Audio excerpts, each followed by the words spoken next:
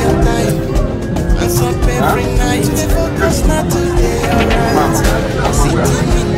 My Nigerian people don't bring no bonga Bishop news story. My name na Nehi. Make a sharply yarn on a son to the website. It just happened.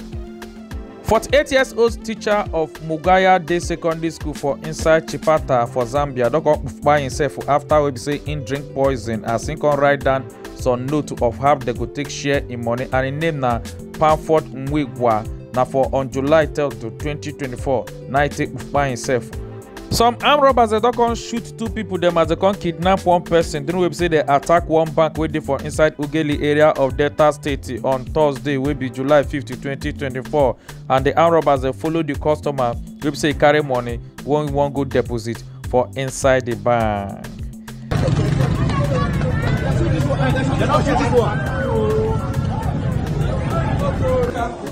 Over 2 years I never ate tobacco. They were also now.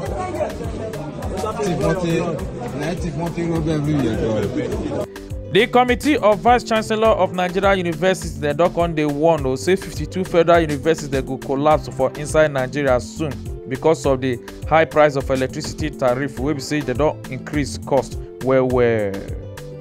Some officials of National Drug Law Enforcement Agency will be NDLA don't come falling enter inside church to go do Thanksgiving as all of them come wear their uniform, come they sing, they dance, they go out aside during the Thanksgiving time. But plenty Nigerians they don't come out to come they ask, say now waiting that they thank God for whether not because of the Yahoo boys or innocent people them we say that they arrest because of money.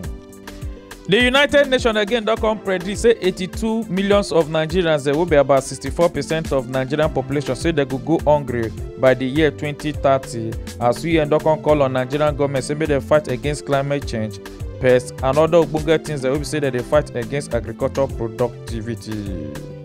The Anambra say local government service commission don't come talk say they don't discover 427 workers that will say that they collect salaries from the state government. Meanwhile, they not be staff member what they call ghost workers. And on Friday will be July 60, 2024. Now they come out going here and they talk. Even 59 among them will be ghost workers and our former staff will say they don't employ but they don't buy long time ago. 40 among them now retired but they still they collect salary and 11 of them they abroad we still they collect salary. One Nigerian woman will never really know her name we based for inside United Kingdom don't go beat her husband side chicky for inside United Kingdom as the United Kingdom will be UK call up police don't come arrest her say because she go beat her husband the side chicky can't even wound her well and now for inside the woman house now she go fight her. Press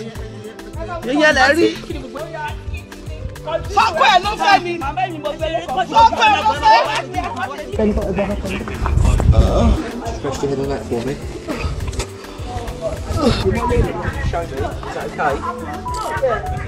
They don't arrest some Nigerian Calabar police officers the way they do criminal work and they kidnap people them with police uniform them even they still carry some army uniforms and guns and other bunga things them for inside Anambra State. Huh? James who? Mama, that's from where?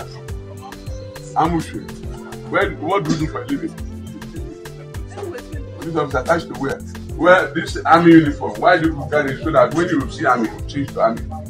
What do you use the army uniform for? I'm not aware of that. You are not aware? Yes, I don't even know that. You must be aware now. Honestly, All this gone. Where did you book it from? from office. From office. This place where not book up. I'm not the one that.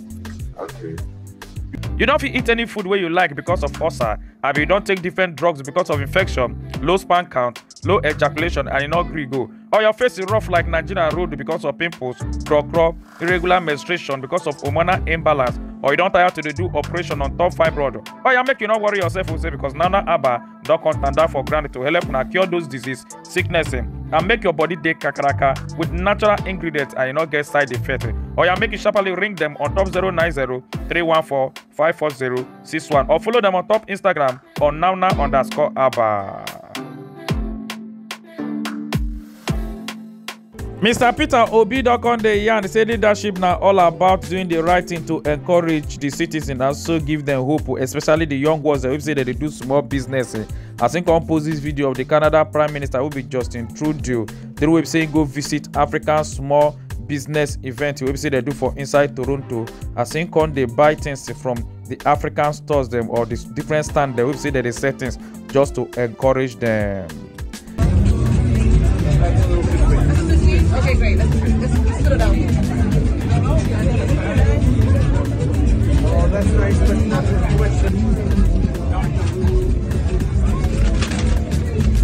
What's the sense of this one?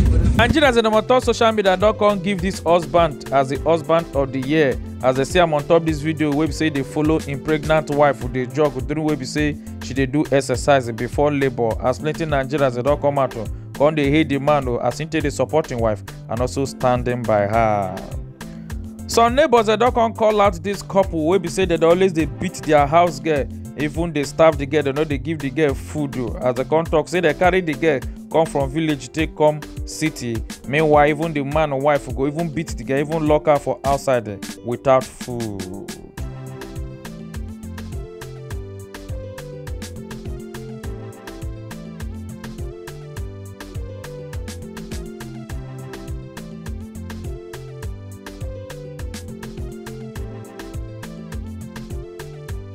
Yes, now Bishop Music Club. My name is Nanehi. Make una enjoy your day.